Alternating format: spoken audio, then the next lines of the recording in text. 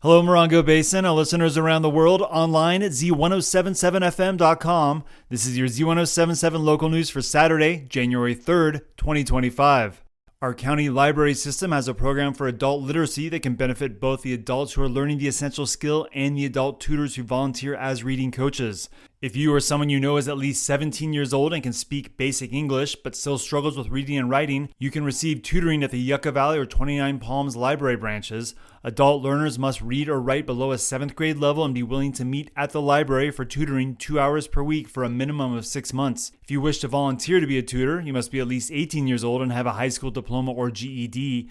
Tutors must also commit to the 2 hours a week for 6 months schedule. You must participate in a tutor training and orientation, and most of all, you must possess patience. We'll have links to the volunteer application form as well as contact info for the libraries around San Bernardino County who are participating in the adult literacy program. We'll also have links to online resources for fostering literacy. That's all at Z107.7FM.com. And speaking of the Yucca Valley Library, all day today, the nonprofit Friends of the Yucca Valley Library are holding a super sale where you can get 2 books or DVDs for $1.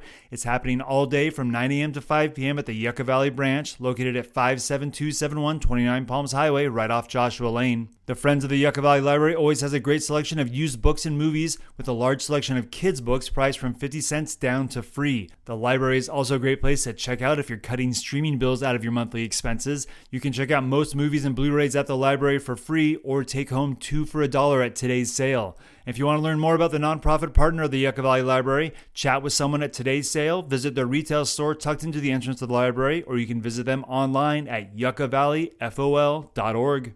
The Noah Purifoy Outdoor Desert Art Museum is one of Joshua Tree's most significant cultural sites, and they had a fantastic 2025. With more about their latest developments, here's indoor artist Jeff Harmatz. The Noah Purifoy Foundation, the nonprofit organization that oversees and maintains the legacy of artist Noah Purifoy and his outdoor museum in Joshua Tree, put out their annual update. Among their accomplishments over the last 12 months, the foundation purchased the visitor center located across the road from the museum.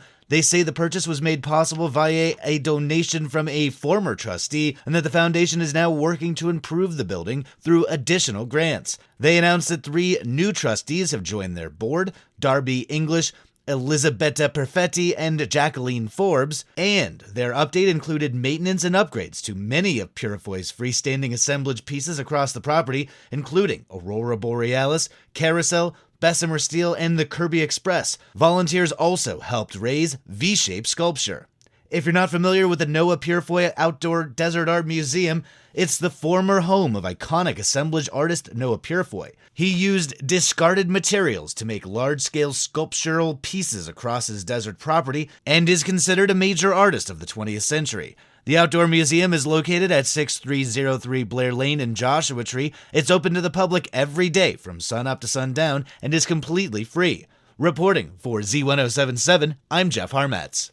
While they're not as prevalent around here, mountain lions are part of the high desert ecosystem. At the next meeting of the California Fish and Game Commission, the board will consider a petition to put the mountain lion of the southern and central coastal region on the threatened or endangered species list. The small cat is also known as a cougar, or by its scientific name, Puma concolor.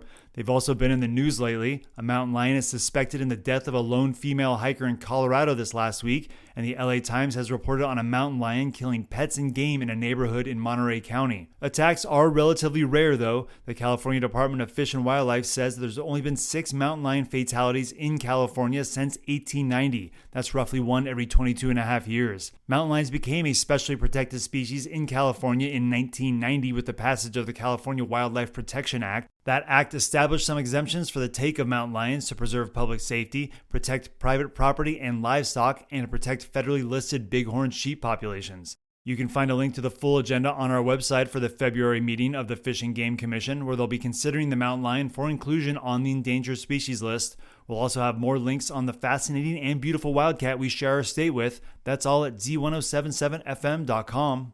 And San Bernardino County is seeking volunteers for their annual homeless count on January 22nd. Reporter and volunteer Heather Clisby joins us with more. Every January, San Bernardino County conducts the point-in-time count to create a snapshot of the region's unhoused individuals, and adult volunteers are needed. Results from the PITC will determine how federal funds will be used to address homelessness in the county. The PITC is a collaboration between the San Bernardino County Office of Homeless Services and the San Bernardino County Homeless Partnership. The one-day operation requires volunteers to fan out across the county and meet the homeless wherever they are to conduct a survey about their current living conditions and factors that may have led to their unhoused situation. The survey uses a web-based app, so all volunteers must have access to a smartphone. Participants will gather early on the morning of Thursday, January 22nd, and receive some training. Volunteers will then be paired up or put into groups and assigned an area so they can expect to be walking and driving to unsheltered locations. Last year's PITC reported that 3,821 individuals were experiencing sheltered and unsheltered homelessness in San Bernardino County. PITC survey data will also be shared with the U.S. Department of Housing and Urban Development. To register as a volunteer, visit the volunteer registration page. Look for the link in this story at Z107.7fm.com. For more info, call 909-501-0610. Reporting for Z107.7, this is Heather Clisby. All right, and plan ahead for possible delays next week as roadwork continues on SR 247, also known as Old Woman Springs Road. Crews will continue culvert work activities on SR 247 between the 62 Junction and Aviation Drive from 7 a.m. to 4 p.m. Monday through Friday next week. Northbound and southbound shoulder closures will occur during the culvert operations, and Friday and Saturday night work may occasionally be required from 7 p.m. to 6 a.m., so plan ahead. And that's your local news for Saturday. You can hear local news 7 times a day, 7 days a week at 7, 8, 9, noon, 4, 5, and 6. Reporting out of Joshua Tree, California, alongside the award-winning Z107.7 News team, I'm Robert Hayden.